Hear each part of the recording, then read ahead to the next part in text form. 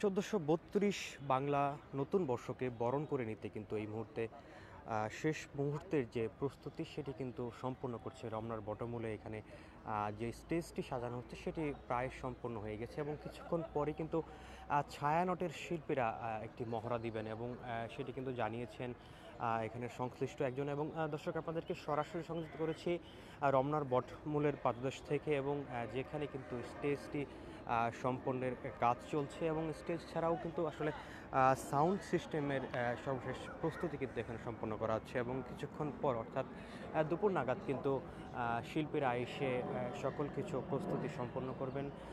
দর্শক, আপনাদের যদি জানিয়ে রাখি 1967 সাল থেকে কিন্তু এই ছায়ানটের কিন্তু এই যেই সঙ্গীতানুষ্ঠানটি সেটি কিন্তু শুরু হয়েছিল এবং ধারাবাহিকভাবে প্রতি বছরই সেটি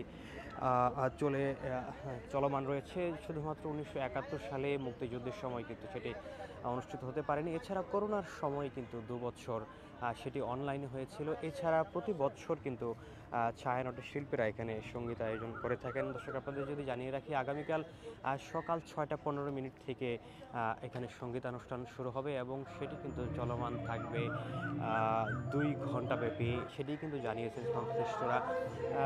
এছাড়া দর্শক, আপনাদের যদি জানিয়ে রাখি কিছুক্ষণ আগে অর্থাৎ বেলা 11টার দিকে কিন্তু এখানে সংবাদ সম্মেলন করেছিলেন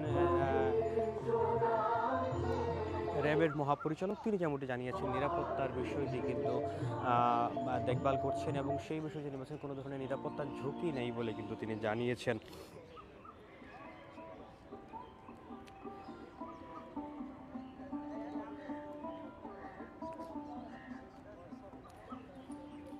এছাড়া কিন্তু নববর্ষকে ঘিরে সারা দেশে নিরাপত্তা জোরদার করা হয়েছিল বলে কিন্তু জানিয়েছেন র্যাবের মহাপরিচালক একেএম শহীদুর রহমান। তিনি এই স্থানটি পরিদর্শন করেন এবং মহড়া হয়েছিল নিরাপত্তার বিষয়ে যে মহড়াটি হয় সেই মহড়া কিন্তু তিনি করে গিয়েছিলেন।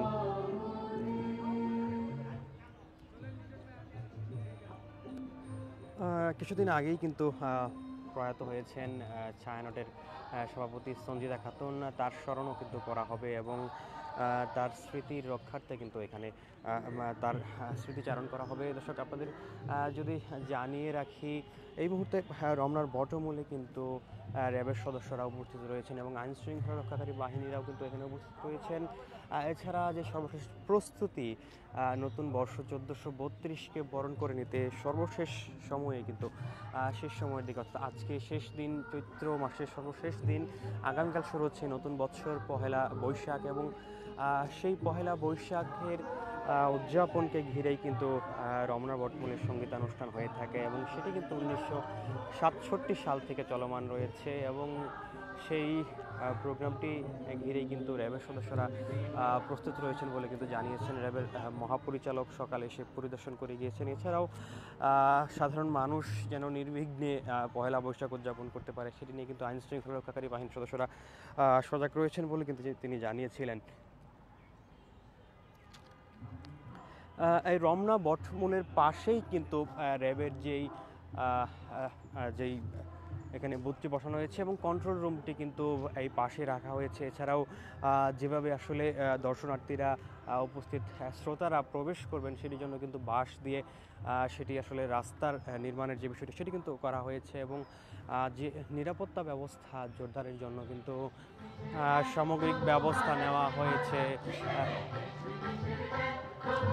এই পথ দিয়ে কিন্তু ভেতরে প্রবেশ করতে হবে এবং এখানে কিন্তু তল্লাশি চৌকি অর্থাৎ তল্লাশি করা হবে যারা ভেতরে প্রবেশ করবেন তাদেরকে। এছাড়াও কিন্তু রাখা হয়েছে বিভিন্ন ধরনের ব্যবস্থা রাখা হয়েছে, তার মধ্যে কিন্তু এখানে রয়েছে র্যাবের একটি কন্ট্রোল রুম এখানে রয়েছে। এছাড়াও পাশে রয়েছে প্রাথমিক চিকিৎসা কেন্দ্র, যে কেউ অসুস্থ হয়ে গেলে তাকে সরাসরি চিকিৎসা দেওয়ার ব্যবস্থাটা কিন্তু এখানে রাখা হয়েছে। এই বিষয়টি কিন্তু এখানে রাখা হচ্ছে।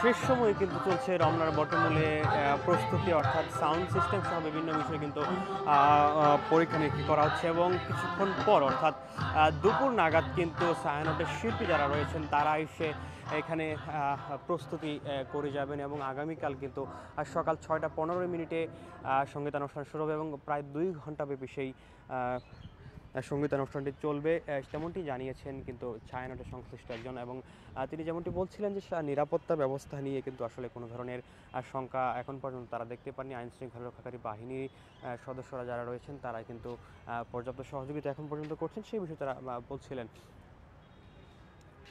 দর্শক, আপনাদের যদি জানিয়ে রাখি, রমনার বটমূলে কিন্তু 1967 সাল থেকে এই নববর্ষ উদযাপনের যে সঙ্গীতানুষ্ঠানটি সেটি কিন্তু হয়ে থাকে এবং মাঝখানে অর্থাৎ 1971 সালে মুক্তিযুদ্ধের কারণে সেই প্রোগ্রামটি হতে পারেনি। এছাড়া করোনার সময় সে 2 বছর অনলাইনে হয়েছিল। এছাড়া 2001 সালে কিন্তু যে বোমা হামলার ঘটনাটি ঘটেছিল তার কারণে কিন্তু তারপর থেকে নিরাপত্তা ব্যবস্থা জোরদার করা হয়েছে এই রমনা বটমূলের পাশে কিন্তু। এবং যার প্রেক্ষিতে আজকে সকালে কিন্তু র্যাবের মহাপরিচালক এসে এই স্থানটি পরিদর্শন করে গিয়েছেন এবং নিরাপত্তা ব্যবস্থা নিয়ে তিনি কিন্তু জানিয়েছেন কোনো ধরনের শঙ্কা নেই। এবং সারা দেশব্যাপী কিন্তু পহেলা বৈশাখ উদযাপন উপলক্ষে নানা ধরনের নিরাপত্তা ব্যবস্থা জোরদার করা হয়েছে এবং আইন শৃঙ্খলা রক্ষাকারী বাহিনীর সদস্যরা সজাগ রয়েছেন। দর্শক, এই ছিল রমনার বটমূল থেকে সর্বশেষ পরিস্থিতি।